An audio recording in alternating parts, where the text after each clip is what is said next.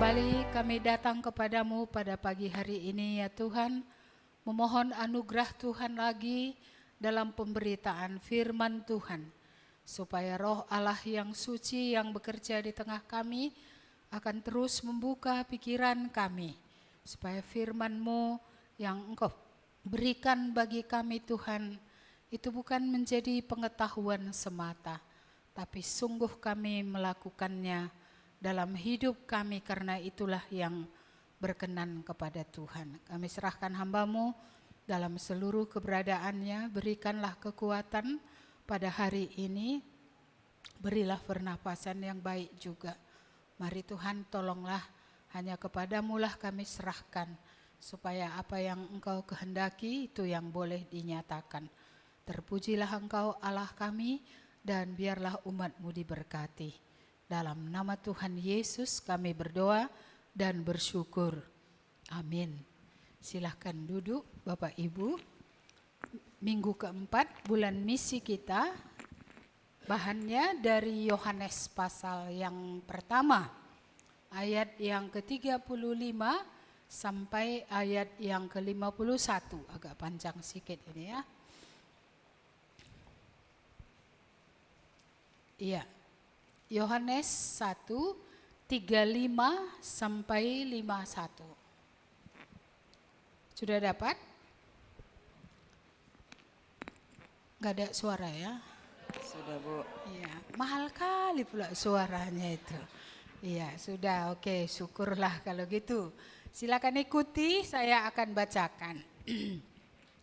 Pada keesokan harinya, Yohanes berdiri di situ pula dengan 2 orang muridnya.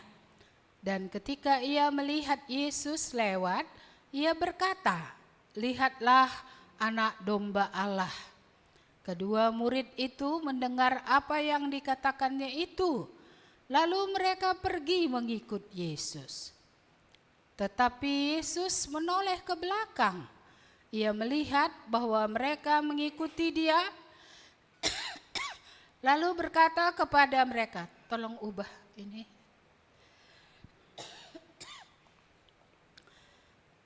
Ia berkata kepada mereka, marilah, sampai mana tadi? 38 ya. Tetapi Yesus menoleh ke belakang, ia melihat bahwa mereka mengikuti dia. Lalu berkata kepada mereka, apakah yang kamu cari? Kata mereka kepadanya, Rabi, artinya guru, di manakah engkau tinggal? Ia berkata kepada mereka, marilah dan kamu akan melihatnya. Mereka pun datang dan melihat di mana ia tinggal. Dan hari itu mereka tinggal bersama-sama dengan dia, waktu itu kira-kira pukul 4. Salah seorang dari keduanya yang mendengar perkataan Yohanes lalu mengikut Yesus adalah Andreas, saudara Simon Petrus. Andreas mula-mula bertemu dengan Simon saudaranya, dan ia berkata kepadanya, kami telah menemukan Mesias, artinya Kristus. Ia membawanya kepada Yesus. Yesus memandang dia dan berkata, engkau Simon anak Yohanes, engkau akan dinamakan Kefas, artinya Petrus. Pada keesokan harinya, Yesus memutuskan untuk berangkat ke Galilea. Ia bertemu dengan Filipus dan berkata kepadanya, ikutlah aku. Filipus itu berasal dari Betsaida.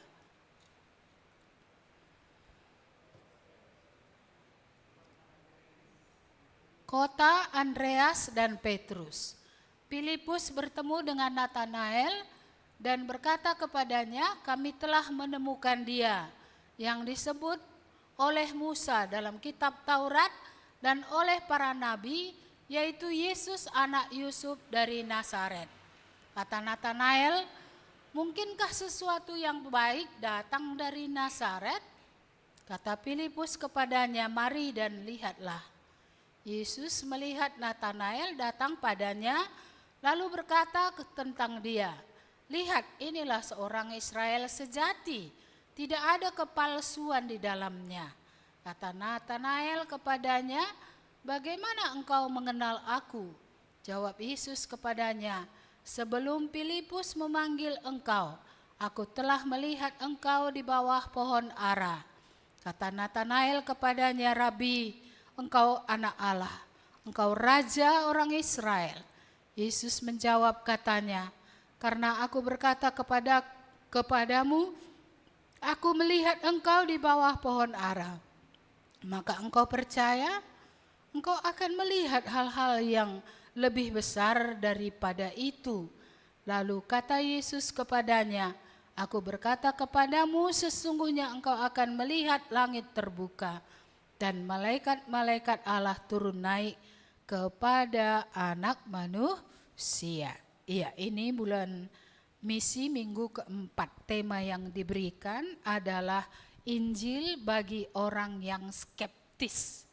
Iya, saya mencari arti kamus kata skeptis. Rupanya skeptis itu arti kamusnya adalah orang yang ragu-ragu, orang yang berprasangka. Kita melihat tadi Natanael itu orang yang berprasangka. Apa katanya? Mungkinkah ada yang baik dari Nazaret? Nah, ini kan prasangka. Mengapa sampai pikiran seperti itu muncul di dalam pikiran Natanael? Bahwa tidak mungkin ada yang baik yang akan datang dari Nazaret. Iya. Kita tahu bahwa Yesus memang tidak lahir di Nazaret ya. Dia lahir di Bethlehem tetapi dia dibesarkan di Nazaret. Nazaret ini adalah satu kota kecil saja. Sebenarnya kota ini tidak ada kelebihannya dari kota-kota kecil lainnya secara apapun, secara politik pun tidak ada di situ sesuatu yang menonjol. Hal keagamaan pun tidak seperti itu ya. Dalam hal hasil-hasil daerah pun tidak juga gitu. Jadi yang membuat prasangka mereka bertambah naik lagi terhadap Nazaret ini adalah karena Nazaret ini tidak hanya didiami oleh orang Yahudi yang murni. Sudah ada di kota Nazaret tinggal orang-orang dari bukan orang Yahudi seperti itu. Jadi ada katakanlah pendatang-pendatang yang menetap di Nazaret dan karena itu mereka memandang rendah karena menganggap bukan lagi keturunan murni. Karena pendatang-pendatang ini kadang-kadang bercampur ya menikah dengan orang-orang yang tinggal di Nazaret. Sehingga Natanael itu sangat memang ragu ya. Apa sih yang bisa baik datang dari Nazaret ini gitu. Ya, saya tidak tahu betapa sulitnya lah kalau begitu ya untuk menjelaskan kepada Natanael ini siapa Yesus itu semakin sulit. Ya, jadi kalau dibandingkan dengan generasi hari ini dengan generasi di mana kami dulu mendengar Injil, itu saja juga sudah merupakan generasi yang sungguh sangat berbeda. Saya tidak tahu apakah kita generasi tua ini sangat menyadari bahwa lebih sulit lagi pelayanan hari ini memperkenalkan Yesus kepada orang-orang dari generasi milenium ini, dari generasi Z ini. Mereka penuh prasangka, ya, mereka penuh negatif thinking, ya. Dan inilah bagaimana kita harus memperkenalkan Yesus kepada angkatan yang demikian. Karena Tuhan menginginkan angkatan yang seperti ini pun jenisnya, yang ragu-ragu, yang semua pikirannya negatif ini, supaya mereka juga bisa mendengar Injil yang benar, karena memang tidak ada keselamatan yang lain selain Injil yang sesungguhnya, yaitu tentang Yesus Kristus. Tidak ada pengampunan dosa yang lain, tidak ada ya kehidupan yang baru yang bisa sungguh-sungguh berubah. Jikalau bukan Injil ini yang didengar, Injil ini yang diimani, Injil ini yang diterima dan diikuti di dalam hidup ini. Iya, jadi apapun kesulitannya, selevel apapun tingginya kesulitan itu, itulah pergumulan kita hari ini. Bagaimana supaya anak-anak yang lahir di generasi Z ini atau di generasi milenium ini bisa sampai kepada Tuhan. Ya, jadi kita melihat di sini hidup daripada Nathanael sebagai contoh orang skeptis, sebagai contoh orang yang langsung tadi negatif ya. Mungkinkah ada yang baik datang dari Nazaret? Ya, mungkinkah? Ini dia. Jadi kadang-kadang sekarang orang mendengar firman Tuhan berpikir emang apa bedanya katanya. Ini menjadi suatu pergumulan bagi kita. Ya, tapi dalam realitas hidup kita, pengalaman hidup rohani kita, apakah memang tidak ada bedanya bertemu dengan Yesus dan tidak bertemu dengan Yesus? Saya kira lebih banyak dari kita setuju bahwa ada perbedaan signifikan ya bertemu dengan Yesus ya daripada tidak bertemu dengan Yesus. Bagaimana? Setuju? Yang mana setujunya?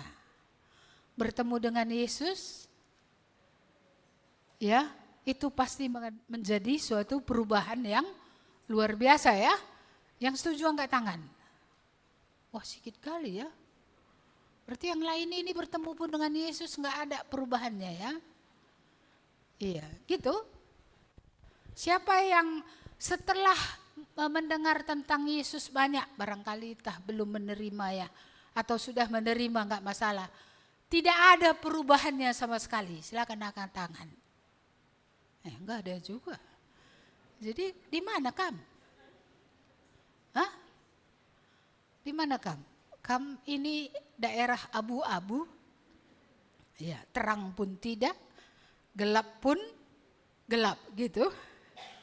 Iya, gelap pun tidak, masih gelapnya kalau masih gray area ya, itu masih gelap. Iya, jadi inilah yang menjadi pergumulan kita di mana-mana hari ini. Injil yang diberitakan ini ya. Itu adalah kesempatan yang diberikan oleh Allah untuk menyelamatkan manusia. Tapi apakah kita akan selamat atau apakah kita akan menjadi alat yang dipakai oleh Tuhan untuk keselamatan orang lain? Kalau kita melihat dari kisah ini tadi, bagaimana tadi Injil itu pertama didengar oleh Andreas ya. Iya, bagaimana didengarnya? Ada seorang pemberita, yaitu Yohanes Pembaptis, yang teriak-teriak di padang gurun. Apa katanya? Iya, ada dua kalimat yang mungkin kita ingat, bertobatlah sebelum kerajaan Allah sudah dekat. Tapi juga dia juga yang memberitahukan, lihatlah anak domba Allah yang akan menghapus dosa dunia. Iya. Jadi ada satu pemberita, dia menceritakan ada di dekatnya orang yang mendengar. Dan di sini tadi yang mendengar adalah Andreas. Andreas ini orang biasa-biasa saja. Andreas ini adalah saudara kandung dari Simon Petrus yang orangnya suka meledak-meledak ya, reaksinya responsif sekali seperti itu. Iya. Jadi ini yang mendengar dan dia kemudian meninggalkan Yohanes. Lalu kemudian ya, dia membiarkan Andreas ini untuk mengikut Yesus. Satu pelajaran penting kita lihat di sini adalah bahwa pemberita Injil tidak membawa orang kepada dirinya, tetapi dia membawa orang kepada Yesus. pelayanan tidak membawa orang kepada diri pemberita itu. Walaupun kadang sadar atau tidak sadar, ya orang menjadi mengikutinya. Tapi sebenarnya dia hanyalah alat supaya orang yang mendengar Injil itu, ya ibarat mak comblang ini, supaya dipertemukan sang putri dengan sang putra, supaya dipertemukan manusia itu dengan Allah, dengan Tuhan Yesus. Jadi pelayanan itu bukan sentralnya diri kita, bukan untuk kita, bukan kemuliaan kita, tapi biar sampailah orang kepada Yesus. Andreas mengikut Yesus. Andreas ya mengikuti Yesus. Lalu Andreas ditanya, ketika Yesus menoleh ke belakang, Andreas itu ditanya, kamu cari apa? Kamu cari apa? Ini Yesus sebenarnya mau melihat hati Andreas ini sebenarnya mau cari apa sih? Apa benar-benar dia mau mengenal Yesus lebih dalam? Apa dia ada kebutuhannya sehingga datang pada Yesus ya? Atau dia ingin melihat mujizat-mujizat ya? Apa sih yang menjadi harapannya datang kepada Yesus? Iya, dia mengatakan apa? Dia mau tahu di mana Yesus tinggal. Ini kan masih ada harapan ini kan, karena dia masih menginginkan untuk mengenal Yesus itu lebih jauh, lebih dalam. Iya, jadi siapa yang mau ikut Yesus harus belajar mengenal dia lebih dalam. Baru bisa nanti mengikutinya tiap-tiap hari. Mengenal dia, siapa sih sebenarnya dia? Maka sampai tadi kita melihat dia tidur, ya, dia tinggal. Dia tidak setelah tahu, oh ini di sini Yesus tinggal, lalu dia pergi, enggak. Dia juga tinggal di situ. Ya, dan kita melihat metode penginjilan paling tua, tapi saya rasa ini akan tetap metode yang efektif sepanjang sejarah hidup manusia. Ya, bagaimana Andreas, orang yang biasa, membawa saudara kandungnya, Simon, untuk boleh mengenal Yesus, Juru Selamat. Ya, lalu dia sendiri yang ngajak. Dia sendiri yang cerita kepada Simon saudaranya. Iya, bahwa dia sudah melihat Mesias, Kristus, Juru Selamat yang sudah ditentukan oleh Allah. Ini luar biasa. Yohanes mendapatkan Andreas mengikut Yesus.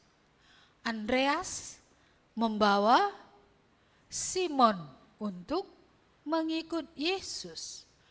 Baru nanti ketika mereka lebih ya ke Galilea, dari Nazaret ke kota-kota Galilea yang lain, Yesus sendiri berkata kepada Filipus, ikutlah aku. Lalu nanti Filipus kayak mana? Filipus perkenalkan Yesus lagi sama siapa? Sama saudaranya. Iya, dia mengatakan ya bahwa dia sudah menemukan Mesias, mari dan lihatlah. Jadi kita melihat di sini pelayanan pribadi namanya ya. Satu orang mengajak satu orang. Satu orang mengajak satu orang. Satu orang ngajak saudaranya, ya. Ada yang ngajak tetangganya, karena sebenarnya Filipus ini adalah tetangga daripada Andreas dan Simon, ya. Jadi kita melihat satu membawa satu.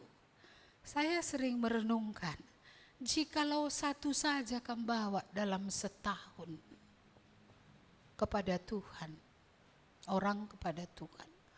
Selama hidup pertobatan itu sudah berapa banyak bisa kamu bawa. Cuma inilah yang menjadi pergumulan.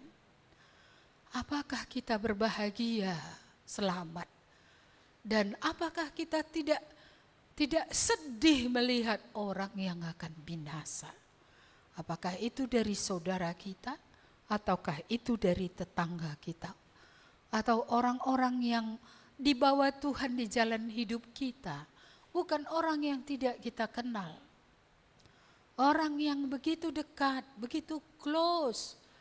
Ya, tidak menyeberang pulau, tidak menyeberang negeri. Walaupun memang ada panggilan menyeberang pulau, menyeberang suku, menyeberang negeri. Tapi ini kita melihat penginjilan yang mula-mula. Seandainya ini saja pun kita kerjakan, apakah amanah agung itu akan digenapkan?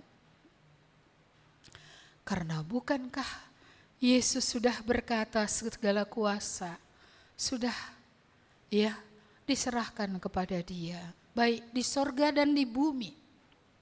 Dan kuasa itu juga diserahkan kepada kita ketika Dia memberikan rohnya, Roh Kudus kepada kita. Apa katanya? Beritakanlah Injil.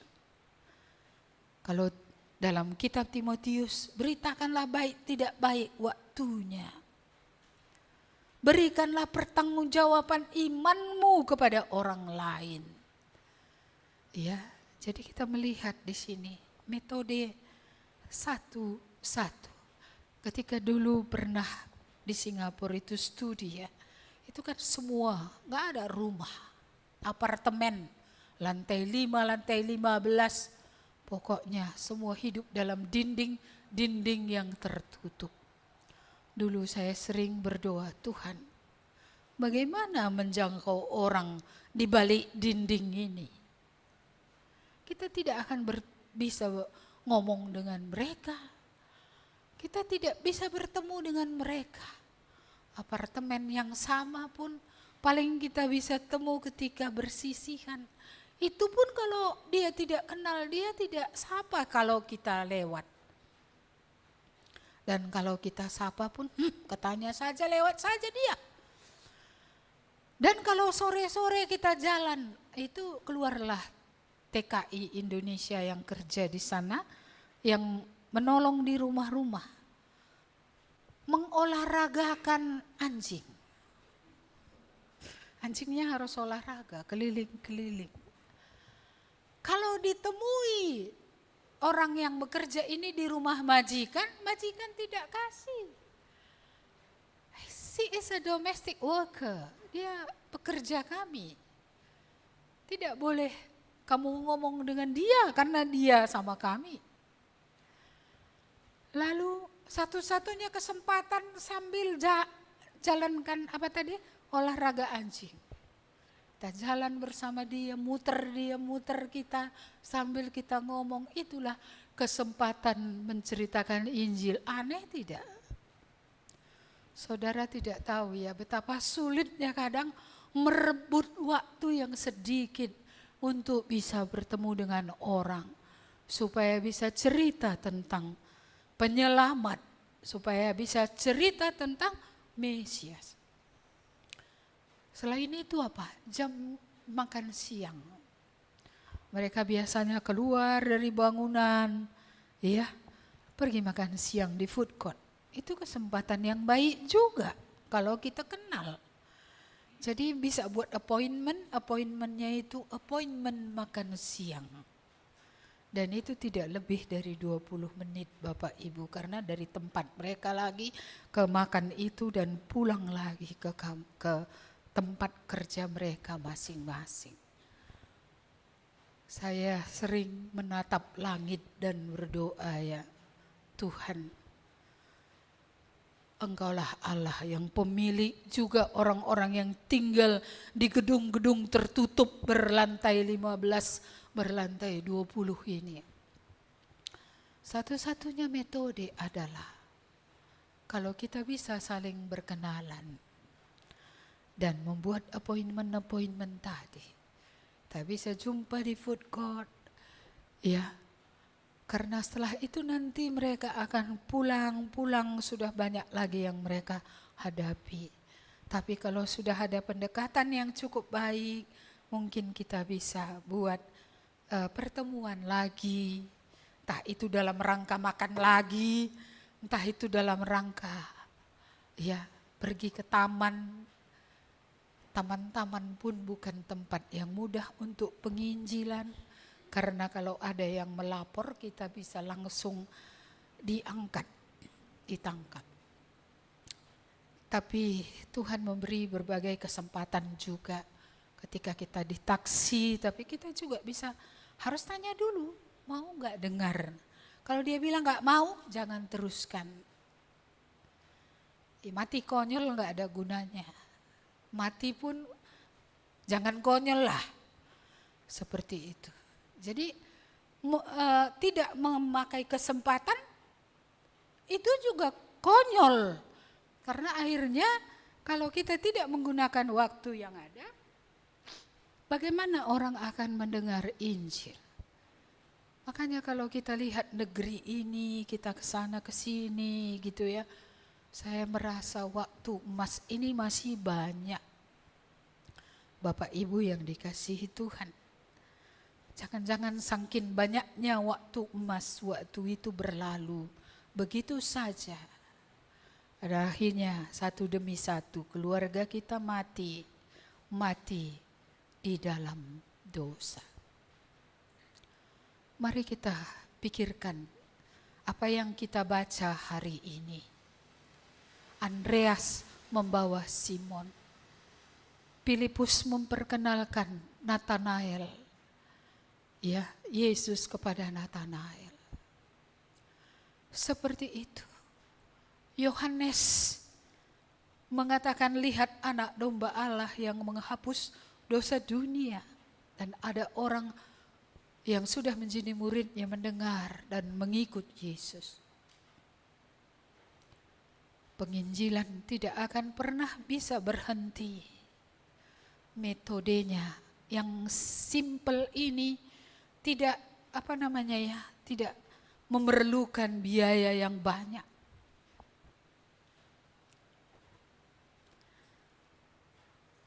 Diperlukan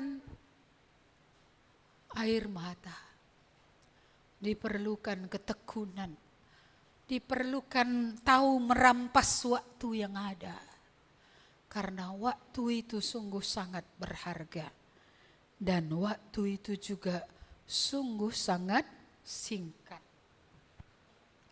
Mari kita pikirkan ini. Ya, di bulan misi ini kita pikirkan lagi ini. Pernahkah engkau membawa satu orang dalam 1 tahun kepada Tuhan? Berapa lama kamu sudah ditebus oleh darah Tuhan? Berapa banyak waktumu yang ada sejak hari keselamatan itu? Ada berapa yang kamu perkenalkan Yesus kepada dia? Sungguh hasil memang pekerjaan Roh Kudus. Tapi apa yang dipakai Roh Kudus meyakinkan orang jikalau tidak ada yang mengatakannya, jikalau tidak ada yang memberitakannya. Jikalau semua orang sayang nyawa, takut ditolak, takut diejek, takut dihina, takut dipenjarakan. Apakah kasih kita cukup kepada Allah? Apakah kita punya keyakinan yang kokoh bahwa di bawah kolong langit ini tidak ada nama lain yang diberikan oleh Allah yang dapat menyelamatkan selain di dalam Dia, Yesus yang lahir di Bethlehem, dibesarkan di kota tak terkenal Nazaret, yang telah hidup di dalam dunia ya manusia, yang telah menderita bahkan memberikan nyawa untuk menebus dosa manusia. Tidak menangiskah kita ketika melihat orang-orang yang mati di dalam dosa? Saya masih ingat dulu ketika masih hidup ya hamba Tuhan yang dari Ima itu ya, yang pernah pergi ke negara yang jauh. Dan dia berkata, kalau engkau memiliki banyak sekali bonbon, apakah engkau akan memberikannya kepada orang lain? Kamu sudah miliki banyak. Itulah sebabnya dia meninggalkan negerinya, pergi ke Turki, menjual rumahnya di Amerika, membeli rumah di Turki, menjadi guru bahasa sebagai jalur masuk supaya Turki bisa mengenal Injil. Turki itu adalah kota Efesus pada masa Perjanjian Baru. Bapak Ibu yang dikasihi Tuhan, anak-anak kami yang masih muda, mari kita pikirkan ini. Kalau Tuhan tidak memanggil kita untuk yang jauh, di depan hidung kita, ya keluarga tadi, tetangga-tetangga kita,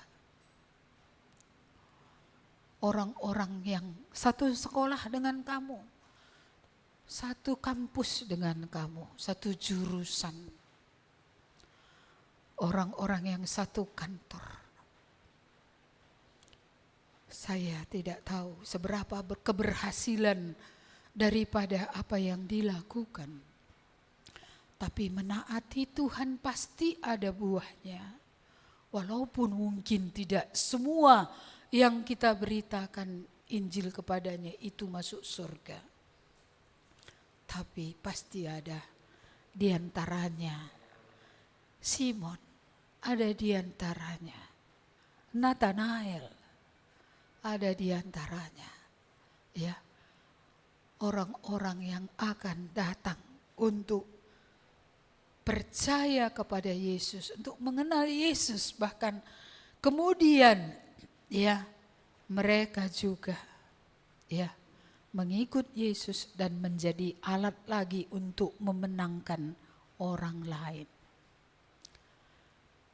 Jadi sungguh ini satu hal yang menjadi tantangan kembali bagi kita. Gereja ini, orang-orang tua ini akan pergi. Kadang seperti semalam itu ya, mati lampu, panas. Saya kembali kepanasan, orang gula ini kan tak tahan panas. Jadi saya menjadi sesak kembali. Sudah lama saya tidak pakai oksigen, tapi satu rasi oksigen saya turun, saya heran. Bisa sampai kepada 93. Itu harus nama di rumah sakit. Bip, bip, bip terus kalau sudah 94, 93. Rupanya kenapa saya tak bisa berpikir lagi? Ya karena oksigen itu tidak lagi normal.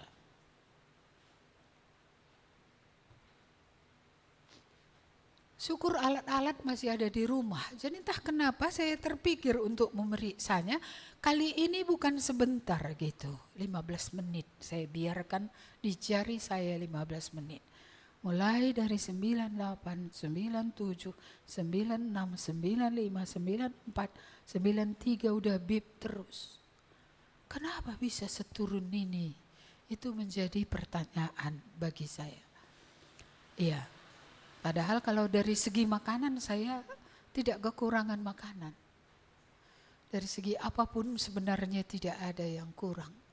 Tapi oksigen itu bisa sebegitu rendahnya ke dalam tubuh ini gitu ya. Iya. Jadi akhirnya Ya memang trace mineral itu tetap menolong kalau untuk oksigen. Karena dia terdiri dari begitu banyak oksigen di dalamnya, mineral di dalamnya, itu bisa menaikkan oksigen dalam darah, bahkan oksigen sampai kepada otak kita ini supaya bisa berpikir, supaya masih bisa work well gitu ya, bekerja dengan baik.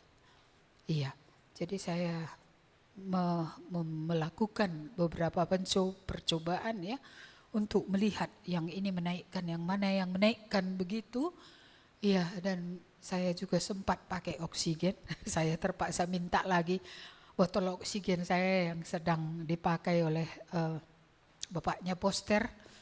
Iya, dan ada orang tua Mary dulu sempat pakai oksigen, jadi ada satu di rumahnya. Ya, mereka segera antar, isi, dan itu saya pakai. Walaupun makainya hanya 1 jam saja, itu sudah sangat menolong. Ya, jadi saya melihat waktu-waktu ini memang sudah dihitung lah, berjalan mundur ini, tak hitungan berapa nggak tahu. Tetapi yang masih belum dihitung, ya masih ada hari-hari. Janganlah hari-hari yang ada ini tidak ada kita. Seperti Andreas ya, yang membawa saudaranya Simon. Janganlah ada kita ya yang tidak melakukan pelayanan yang bisa dilakukan secara pribadi. Dengan waktu pulang jam kerja atau kapan cocoknya, malam hari pun bisa. Tidak harus pagi hari, tidak harus di jam kerja. Mari kita pikirkan ini tadi. Yesus sendiri ya, kita melihat memakai metode ini. Dan dia approve metode ini karena ini dimasukkan di dalam kitab suci sebagai salah satu cara membawa orang kepada Yesus. Iya, kita melihat tadi bagaimana ya tidak ada, bukan tidak ada hasil kok. Kalaupun kita tidak seberhasil mereka. Seperti perumpamaan penabur itu saja, 4 tabur 1 jadi. Kalau kita tidak pernah menabur, siapa yang jadi? Jadi mari ya, orang seperti Nathanael pun bisa menjadi percaya. Dia yang tadinya mengatakan, apa mungkin ada yang baik dari Nazaret? Ya kan? Itu pun akhirnya bisa percaya. Tapi memang keadaannya agak sedikit spesial. Karena Yesus mengatakan kepada dia, Nathanael, sebelum engkau bertemu dengan aku melihat engkau di bawah pohon ara. Ini membuat Nathanael percaya Yesus bukan saja guru, tapi dia adalah anak Allah. Dia adalah Raja. Dengan cara Tuhan, orang-orang skeptis ini nanti bisa akan juga menjadi percaya. Kita perlu berdoa untuk hikmat Tuhan. Kita perlu berdoa supaya Tuhan mengajari kita bagaimana caranya. Yang penting pertemuan dengan Yesus menyelamatkan orang dan sekaligus membuat hati orang arahnya berubah. Arahnya sudah kepada memenangkan orang. Aku telah menerima dengan cuma-cuma. Mengapa aku tidak membagikannya dengan cuma-cuma? Arah hidup orang yang sudah percaya, dia tidak akan diam melihat orang menuju kepada kebinasaan. Dia akan berupaya memperkenalkan Yesus, supaya orang-orang yang binasa itu akan sampai kepada keselamatan. Betapa Allah mengenal Simon yang hanyalah orang yang cuap-cuap, ya, tapi tak ada sebenarnya pendiriannya. Tapi orang seperti Simon, orang yang lemah, orang yang seperti itu pun dapat dipakai Tuhan. Dan dia kemudian menjadi Petrus yang kokoh, yang berdiri, bahkan seluruh hidupnya akhirnya untuk Injil. sehingga mati pun dia karena Injil. Akhir hidupnya selesai ya untuk memberitakan Injil. Mungkin kita tidak dipanggil sekaliber Simon menjadi Petrus. Sekaliber Petrus, tapi pasti ada bagian. Entah ada satu orang yang kita bawa. Dan mungkin yang kita bawa itu mungkin seperti Andreas tak terlalu terkenal, tapi Simon yang terkenal. Iya kan, bisa saja. D.L. Moody itu kan tukang sepatu yang layani. D.L. Moody-nya terkenal, tukang sepatunya enggak. Tapi dia dipakai Tuhan untuk membawa D.L. Moody kepada Kristus dan D.L. Moody melayani Eropa. Jadi kita tahu, ya, orang biasa bisa dipakai Tuhan melayani orang. Yang kita layani itu belum tahu kita ini orang biasa atau orang luar biasa yang akan dipakai oleh Tuhan. Entah dia akan menjadi orang yang hanya memenangkan beberapa orang atau lebih luas orang, itu terserah kepada Tuhan. Tapi bagian kita harus kita lakukan. Kalau kita mengikut Tuhan, kita akan mengalami Tuhan menyertai kita. Tuhan akan tambahkan pengalaman-pengalaman rohani kita.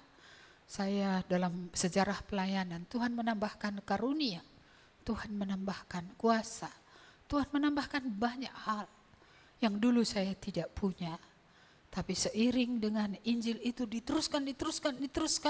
Ketika ada camp, kadang perlu karunia ini Tuhan tambahkan. Seperti itu.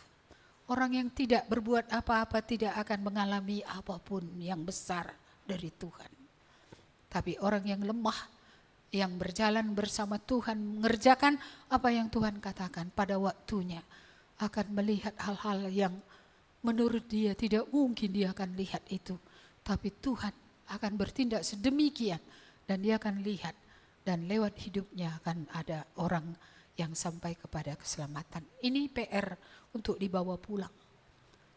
Siapa yang mau kulayani? Siapa? Coba mulai doakan. Satu tahun itu tidak terlalu banyak. Ya, saya selalu dulu bilang 2 tahun, tapi 1 pun tidak. Nah, jadi coba 1 tahun. 20 tahun lagi kami hidup, 20 orang lagi kami perkenalkan Yesus kepada orang itu. Mungkinkah? Mengapa tidak mungkin? Mengapa tidak mungkin? Di dalam Tuhan tidak ada yang mustahil. Orang yang tak berarti pun bisa dipakai Tuhan menjadi alat untuk bisa menceritakan tentang Yesus kepada orang lain. Mari kita berdoa. Terima kasih Tuhan atas firman-Mu ini. Di setiap hidup yang bertemu dengan Yesus, tidak ada hidup yang statis. Tidak ada hidup yang diam. Tidak ada hidup yang tidak berubah arahnya. Di setiap hidup yang telah diselamatkan oleh Tuhan, ada hati untuk membawa keluarga. Ada hati membawa orang lain kepada Kristus. Tidak ada perdebatan yang dilakukan oleh Filipus. Tapi dia hanya mengatakan, mari lihatlah siapa Yesus itu. Ya Tuhan, kami juga tak perlu berbantah-bantah. Apa yang telah Tuhan kerjakan saja pun kami saksikan. Dan jikalau perlu Engkau akan menambahkan apa yang kurang ya Tuhan. Karena kami percaya Engkau Allah memberi hikmat, Engkau Allah memberi kuasa. Bahkan Engkau Allah memberikan karunia-karunia yang diperlukan untuk menyampaikan kabar baik ini. Supaya dunia mendengar. Supaya Roh Kudus beroleh kesempatan untuk meyakinkan, membaharui, menyadarkan. Dan supaya sungguh terjadi belas kasihan-Mu turun. Sehingga orang-orang menjadi percaya. Orang-orang menyerahkan diri dengan meninggalkan dosa. Orang-orang akan mengikut Tuhan tiap hari dalam hidupnya. Bahkan setiap orang yang sudah selamat akan memberitakan Injil lagi kepada orang lain. Terima kasih Tuhan, betapapun lemahnya manusia, Engkau kuat. Engkau dapat memakai siapapun untuk menjadi alat kasih karunia, supaya Injil ini diberitakan dan orang lain bisa diselamatkan. Tuhan, taruhlah dalam hati kami setidaknya 1 jiwa dalam 1 tahun. 1 jiwa dalam 1 tahun ya Tuhan. Engkau sendiri telah mati untuk seluruh umat manusia. Dan Engkau mau kami akan meneruskan berita itu. Supaya jikalau 1 setahun kami bawa kepada Tuhan, yaitu kami yang sudah mengalami pengampunan dosa dan keselamatan. Ya Tuhan, kiranya bertambah-tambahlah orang yang percaya kepadamu. Teguhkanlah pekerjaan tangan kami. Teguhkanlah perkataan kami sehingga orang yakin dan mereka dapat datang kepada Tuhan. Terima kasih Bapa. Dan jikalau masih ada di antara kami ini, Injil itu pun dia sendiri pun belum menerima keselamatan. Oh Tuhan, akankah orang itu binasa karena sudah terlalu sering mendengar? Kuping menjadi tebal, kepala menjadi tidak lagi berpikir, hati semakin gelap. Masih adakah kesempatan? Kami berdoa supaya kesempatan yang masih ada ini tidak disia-siakan. Kalau masih ada dari antara yang hadir ini, umat Tuhan yang hadir dan yang mendengar, kami berdoa supaya benar-benar datang merendahkan diri, benar-benar diselamatkan, benar-benar mengalami kasih dan pengampunan Tuhan, menjadi baru, mengikut Tuhan. Kami sungguh berdoa supaya belas kasihan Tuhan turun bagi yang memiliki telinga, supaya tidak seorang pun yang binasa ya Tuhan. Terima kasih Bapa, Hamba-Mu menyerahkan mereka, supaya tidak sia-sialah mereka demi minggu mendengar, tapi tidak ada perubahan, tidak ada Yesus dalam hati mereka, tidak memuliakan Tuhan. Kami sungguh berdoa kiranya masih ada belas kasihan Tuhan turun. Terima kasih Bapa. Di tangan kamilah Injil ini hari ini. Engkau mempercayakannya. Kami berdoa supaya kami melihat anugerah hak istimewa yang Tuhan beri. Kunci kerajaan sorga yang diserahkan kepada kami. Supaya berita Injil ini kami teruskan. Supaya orang-orang akan menjadi percaya dan diselamatkan. Mari Tuhan berkati tiap orang percaya di sini. Biarlah mereka berkata, celakalah aku kalau aku tidak memberitakan Injil. Taruhlah komitmen seperti itu dalam hati mereka. Supaya tidak ada satu pun dari kami yang sudah percaya hanya hidup untuk menerima keselamatan, egois hanya untuk diri. Tapi tidak pernah memikirkan yang Tuhan pikirkan dan yang Tuhan kasih. Mari Tuhan berkati kami supaya seperti Paulus berkata, aku percaya karena itu aku berkata-kata. Maka tolong kami yang percaya untuk berkata-kata. Tolong kami untuk tidak mengasihi diri kami, mengasihani jiwa nyawa kami.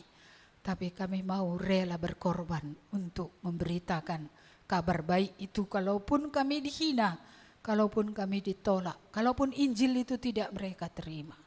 Tapi bagian kami biarlah itu kami lakukan, agar Tuhan tidak menuntut kami di hari penghakiman. Karena kami telah menerima dengan cuma-cuma, Engkau mau kami membagikannya dengan cuma-cuma. Terima kasih Bapa.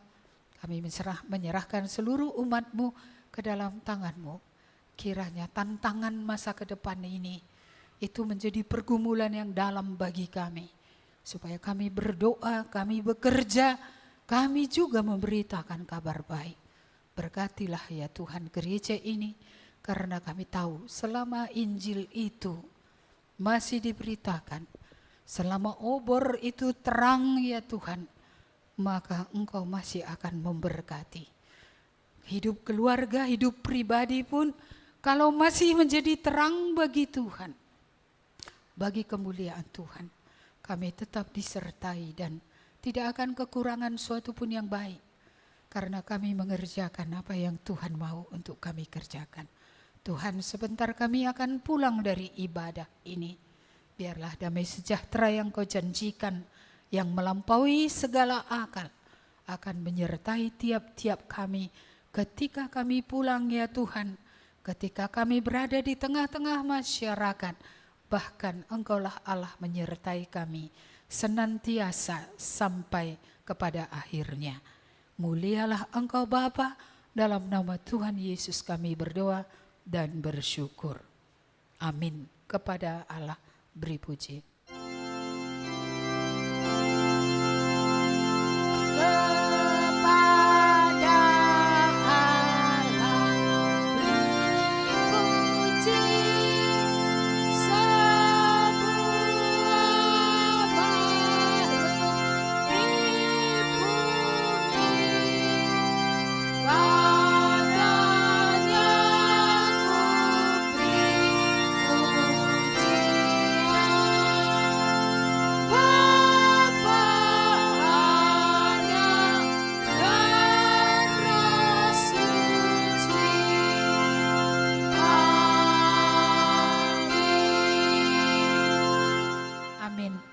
Selamat hari Minggu, Tuhan memberkati.